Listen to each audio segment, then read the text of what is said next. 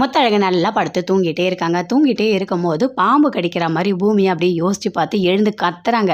ஐயோ என்னாச்சே தெரியலையே அவருக்கு, ஒரு வேளை அவருக்கு பாம்பு கடிச்ச மாதிரி கனவு வருதே, நாம் போய் பார்த்துட்டு வரலாமா அப்படின்னு சொல்லிட்டு வராங்க. வந்துட்டு அங்கே படுத்துட்ருக்காரு. படுத்துக்கிட்டே இருக்கும்போது என்ன இது ஏதோ பாம்பு கடிச்ச மாதிரி இருக்குது அப்படின்னு சொல்லிட்டு அப்படியே கத்துறாங்க முத்தழகு. இங்கே பாருங்கள் இங்கே பாருங்கள், எனக்கு ஒன்றும் ஆகலை, நீங்கள் பயப்படாதீங்க அப்படின்னு சொல்லிட்டு பூமி எழுந்துக்கிறாரு. அப்படியே அதிர்ச்சியாக கத்துறாங்க. என்னாச்சு உங்களுக்கு அப்படின்னு சொல்லிட்டு. ஒன்றுமே ஆகலையே, நான் நல்லா தானே இருக்கேன் அப்படின்னு பூமி சொல்கிறாரு. இல்லை இங்கே காலில் வந்து பாம்பு கொத்தின மாதிரி இருக்குது அப்படின்னு சொல்கிறாங்க. அதெல்லாம் ஒன்றும் இல்லைங்க அப்படின்னு சொல்லிட்டு பூமி சொல்லிட்டுருக்காரு.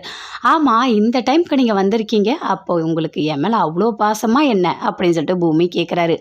அதெல்லாம் ஒன்றும் இல்லை, உங்களுக்கு யாரும் இல்லைல்ல, திடீர்னு எனக்கு வந்துட்டு ஒரு பார்க்கணுன்னு தோணுச்சு, ஒரு மாதிரி பாம்பு கடிச்ச மாதிரி எனக்கு கனவு வந்தது, அதனால தான் நான் வந்தேன் அப்படின்னு முத்தழகு சொல்கிறாங்க.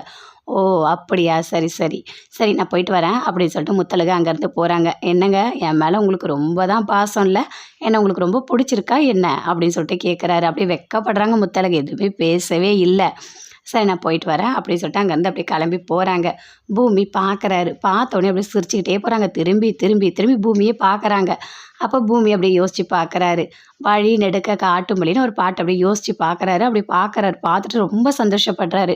முத்தழகை எப்படியாவது கல்யாணம் பண்ணிடணும் அப்படின்னு சொல்லிட்டு அப்படியே யோசிச்சுட்ருக்காரு.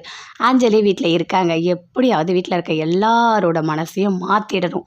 முத்தழகு இருந்த அந்த இடத்துக்கு நாம் வரணும். இந்த வாழ்க்கையை நாம் விடவே கூடாது. முத்தழகு போயிட்டாங்க, கண்டிப்பாக இந்த வாழ்க்கையை நம்ம தக்க வச்சுக்கணும் அப்படின்னு சொல்லிட்டு எல்லாரோட மனசை மாற்றுறதுக்கு தேவையான எல்லாமே பண்ணிகிட்ருக்காங்க.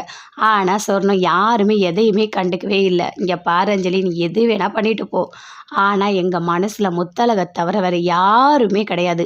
முத்தழகுக்கு இப்போ எங்கள் மேலே கோபம் இருக்கலாம், ஆனால் இன்னும் கொஞ்சம் நல்ல எல்லாமே மாறும். எங்கள் முத்தழகு கண்டிப்பாக இங்கே வந்துடுவா அப்படின்னு சொல்லிட்டு சொர்ணம் யோசிச்சுட்ருக்காங்க. அஞ்சலி இப்படி யோசிக்கிறாங்க, எல்லார் மனசையும் மாற்றலாம் அப்படின்னு சொல்லிட்டு.